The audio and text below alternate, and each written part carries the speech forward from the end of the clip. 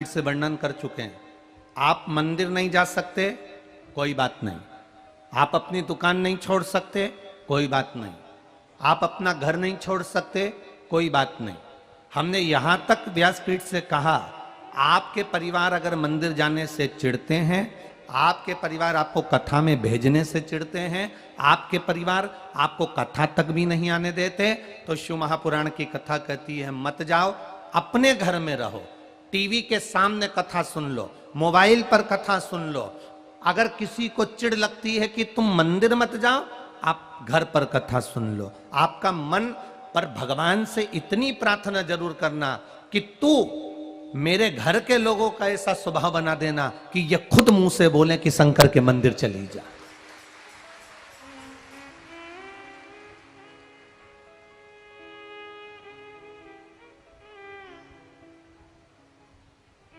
कई लोग कहते हैं हमसे कि गुरुजी हम मंदिर जाते हैं ना तो लोग आड़ा टेढ़ा बोलते हैं, कोई हंसता है, कोई अपशब्द कहता है, कोई कहते हैं सीओर वालों महाराज की चेली आ गई, कोई कहे कुछ बोले, कोई कुछ बोले, कोई कहे कुछ उपाय कर रही है, कोई कहे टोना कर रही, कोई कहे टोटका कर रही।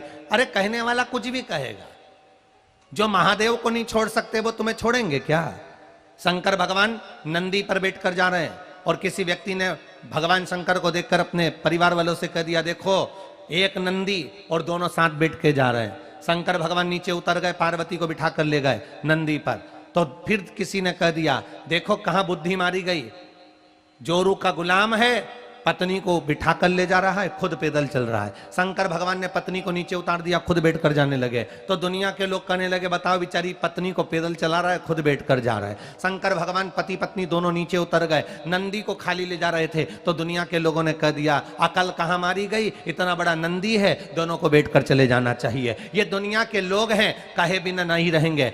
आपका फर्ज है शंकर के मंदिर जाना, आपका फर्ज है भगवान का भजन करना, आपका फर्ज है भगवत स्मरण करना, आपका फर्ज है भगवान की भक्ति में डूबना, आपका फर्ज है गले में रुद्राक्ष धारण करना, आपका फर्ज है रुद्राक्ष का जल शिव को चढ़ाकर आचमन करना, आपका फर्ज है भगवान शंकर का श्री शिवाय नमस्तुभ्यम मंत्र का जाप करना, आपका फर्ज है पंचाक्षर मंत्र नमः शिवाय बोलना, आपका फर्ज है षडाक्षर मंत्र ओम नमः शिवाय बोलना, आपका फर्ज है भगवान के चरणों में, माता पिता के चरणों में, गुरुजन के चरणों में शीश नवाना, ये हमारा फर्ज है। कोई कहे इस शीश को नवाने से होता क्या है? हमने कहा ये शीश जो है ना, इसमें अहंकार भी भरा होता है, अभिमान भी भरा होता है, ज्ञान भी भरा होता है, वैराग्य भी भरा होता है, सब कुछ इसी के अंदर भरा है। सोचने समझने की शक्ति भी इसी के अंदर भरी रहती है। इसको परमात्मा के चरणों में रोज झुका देना चाहिए। क्यों? हमारे अंदर अगर अहंकार भरा होगा तो भगवान के चरणों में गिर जाएगा और भगवान उसमें ज्ञान भरकर हमें अपने घर तक पहुंचा देगा।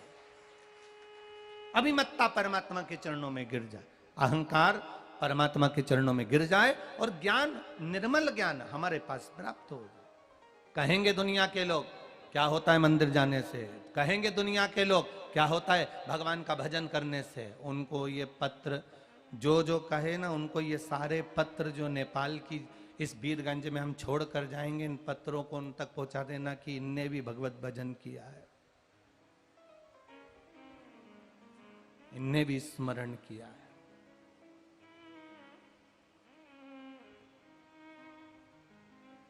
ये सहज नहीं, साधारण नहीं है बात। मेरे बाबा तेरी नौकरी सबसे बढ़िया है, सबसे खरी, तेरे दरवाजे की चाकरी सबसे बढ़िया है, सबसे खरी। भगवान के दरवाजे की चाकरी, गुलामी, नौकरी, ये भगवान शिव की कृपा से प्राप्त होती है, भगवान शंकर की करुणा से प्राप्त होती है। मिल रही है शिव महापुराण की कथा।